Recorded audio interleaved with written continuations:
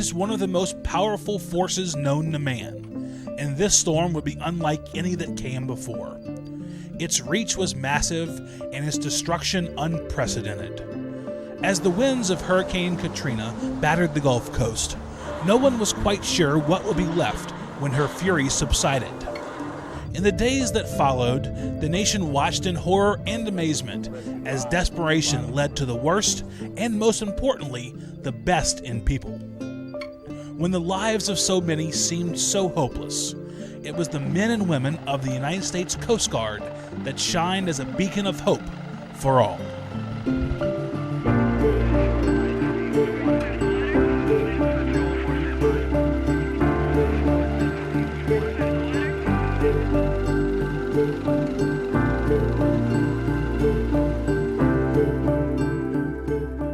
As the storm was approaching, we reviewed those. We had conference calls with the sector commanders to make sure that they had a current concept of operations on how to approach the storm. Moved our people out to safe locations, kept the equipment in place until it was no longer safe to do that, and then moved those to survivable places. Sent liaison officers to the various other players, the state agencies, emergency operations centers, the city, a number of places that we thought we needed that connectivity through and after the storm. And then moved to be in a position to survive the storm and to surge in right behind the storm, follow it in so that when people who did need assistance, when they came out, they'd see a big orange helicopter waiting for them. And waiting for them they would be. Air Station New Orleans Commanding Officer Captain Bruce Jones had his forces back in the theater as quickly as possible. So we verified that our fuel truck was running. We verified that we could make Navy fuel available and that we could use our building for communications. We dropped off the XO, the OPSO, and Petty Officer Gordon to make that happen, and then we immediately got airborne and flew over to the city and began rescuing people. Once airborne, everyone realized the scale of the operation would require every resource the United States Coast Guard had to offer, and the call went out for assistance. What essentially happened to ATC Mobile is we became the rally point for Coast Guard aviation. In fact, in 36 hours, we went from a training center to the largest air station in the history of the Coast Guard. Had over 40 aircraft here and 1,500 people. The base exploded. But we kind of raised our hand and said, hey, form on us, everybody. We're here, and this is the place to start from. And that's exactly what happened. And every district in the Coast Guard sent resources to us, and we despite our damage here, we kind of found a way to organize it and started sending crews out to Mississippi and New Orleans and dispatching them into the scene. Clear vessel, clear to move back to left. Okay, I can move to the right if I can. Never in my life have I seen such an amazing display of teamwork as was exhibited during the response to Katrina. This small air station with 5 helicopters and about 110 people transformed into an air base that was fueling and servicing and giving mission tasking for up to 50 aircraft a day for 4 days immediately after Katrina, up to 20 Coast Guard and up to 30 DoD aircraft a day. And I don't know how my guys were out there fueling 50 aircraft a day, but they were doing it. It was just an extraordinary thing to see. Despite the fact we had no communications, they started collecting information, and very quickly we started sending air teams out into the impacts areas, and within hours of the storm passage we were doing huge numbers of rescues. So it was, but it was really all about the adaptability and flexibility, the ability to change the plan and just adapt and overcome. ATC Mobile and Air Station New Orleans became the heart of the Coast Guard air operations. Crews from all over the country worked hand in hand to save lives. I expected when I got down there that it wouldn't be as bad as it was, just due to the fact that people had already been searching for a couple of days, or a day or two already, and when we got down there it was a whole different ballgame. There was still thousands of people everywhere we looked. Survival technician Matt Laub from Air Station Savannah was one of the countless coasties who went above and beyond their call of duty. His heroics included chopping through roofs with an axe to help people who were trapped in their attics. Just being able to reunite families was a good thing. When you get to some of these people, they're pretty shaken up, pretty upset, and when you kind of assure them that everything's going to be all right, it's just a look of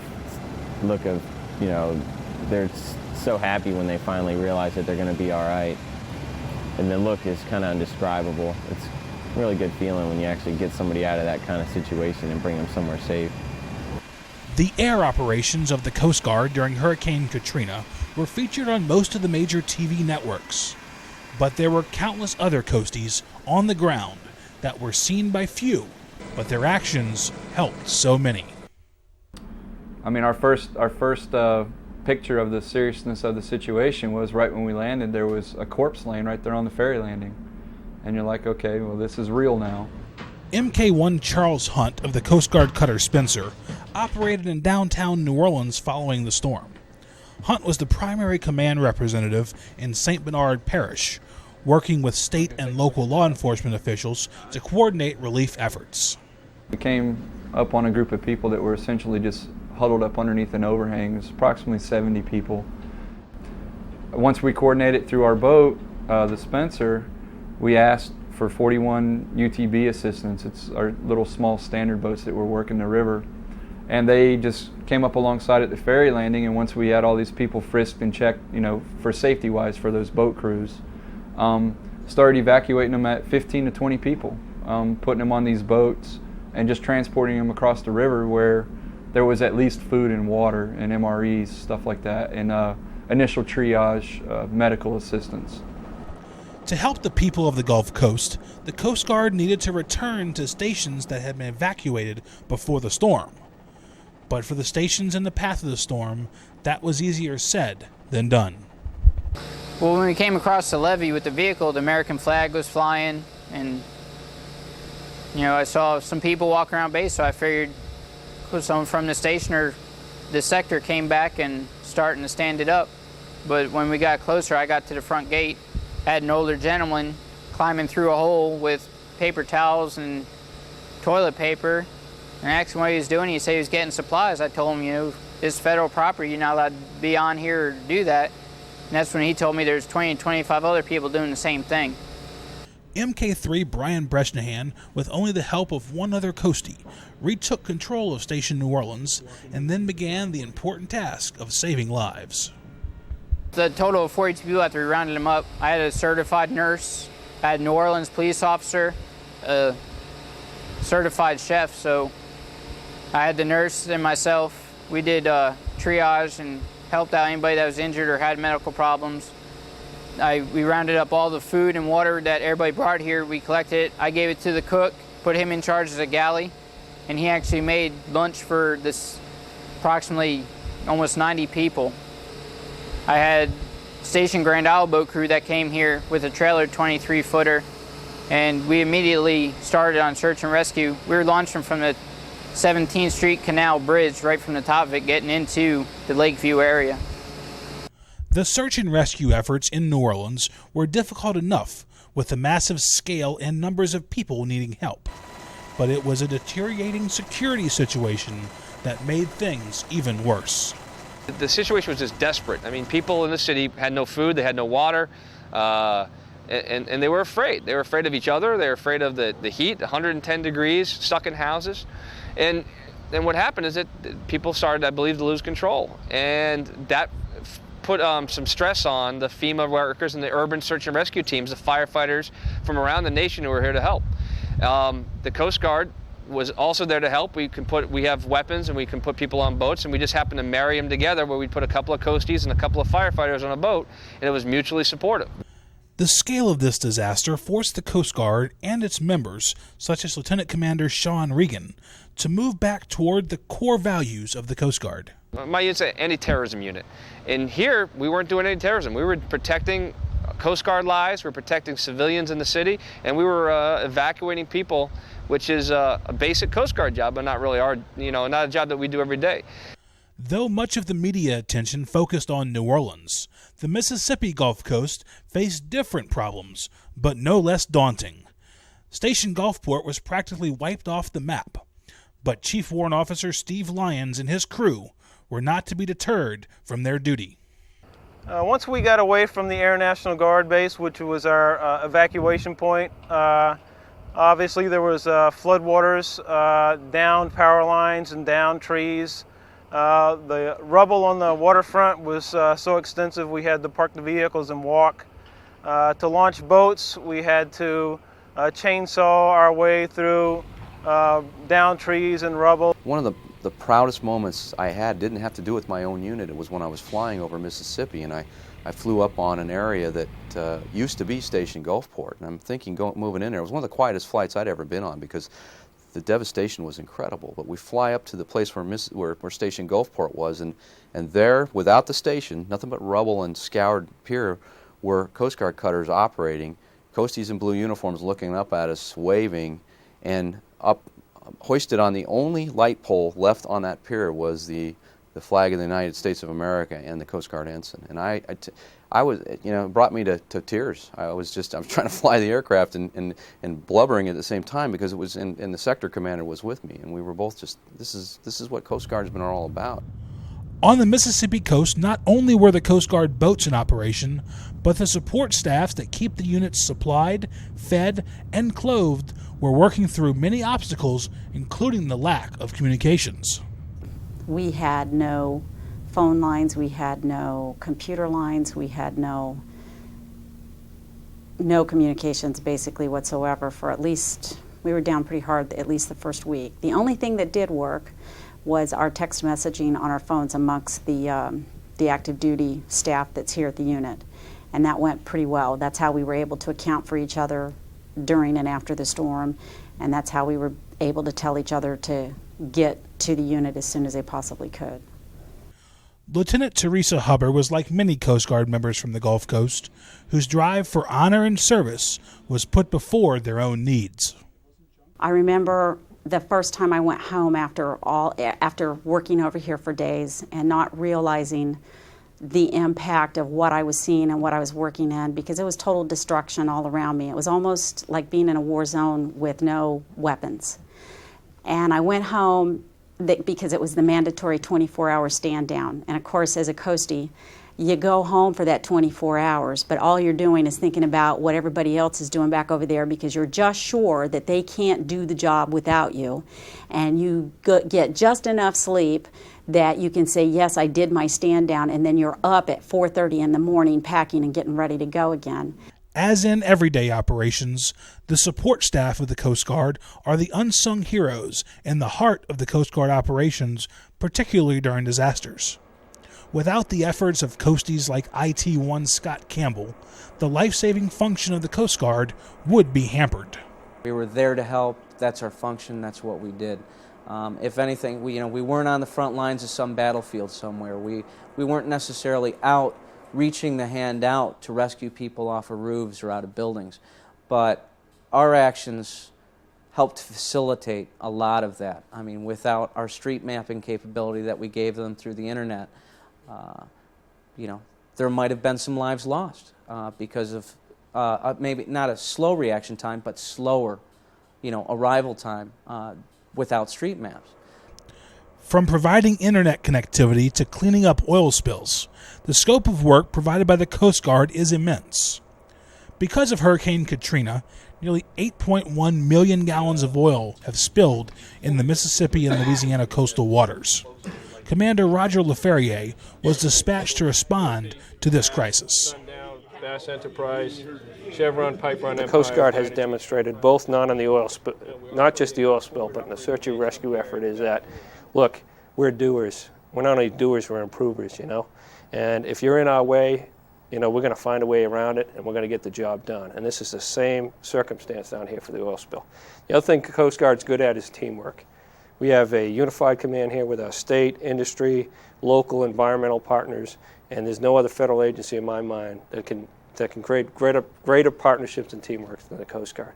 And then finally, I would say that the Coast Guard, more than anybody, has a passion for public service.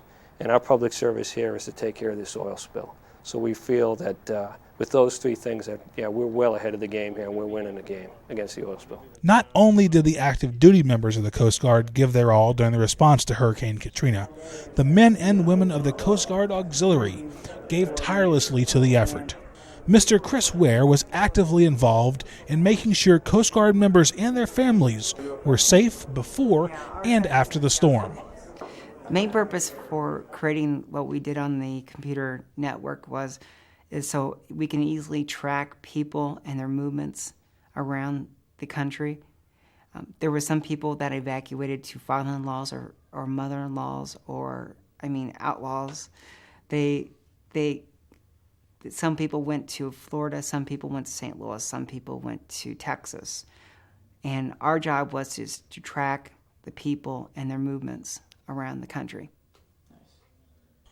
Auxiliarist Dave Phillips of Lake Charles, Louisiana, was another member that demonstrated the importance of the auxiliary to the Coast Guard.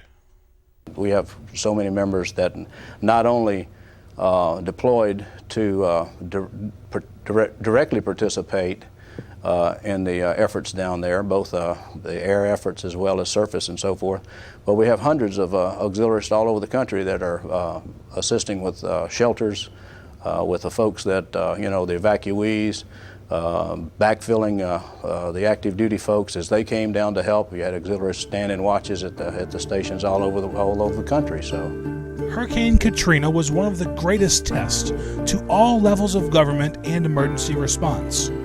The United States Coast Guard has proven once again that it deserves the support and admiration of all Americans. A situation like this within the Coast Guard kind of brings us back to our roots and what we're all about. And there's that old saying the Marines use, that every Marine's a rifleman. Well, we have a corollary in the Coast Guard. Every Coastie's a lifesaver. Training comes down to our core values, which to us really are meaningful. Maybe some other places core values are written on paper and not really believed, but honor, respect, and devotion to duty are things Coast Guard people really believe. And you only have to have been here either in New Orleans or Gulfport or Mobile during Hurricane Katrina to realize that those things are very real to us. There are so many heroes here, it's hard to single out 10 or 15 or 100. The people who kept those aircraft flying well beyond the hours that they should have been expected to operate. The people who moved those water pallets in an air bridge from St. Louis and Houston through Alexandria, Louisiana, down to makeshift airfields and out on boats. The people who went into apartment houses and helped people out, that moved dozens of dogs for people who wanted to save their pets or just pets that were left. Lots of people did a lot of extra work that wasn't necessarily scripted in a detailed way, but knew that it was important and contributed to the amazing success that we really achieved here.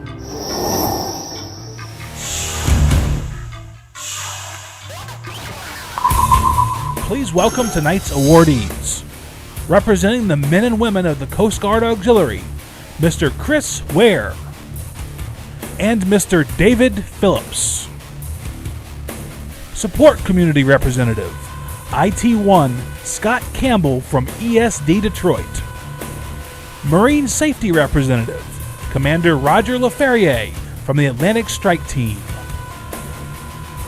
PSU Representative, Lieutenant Teresa Hubbard of PSU 308 in Gulfport, Mississippi.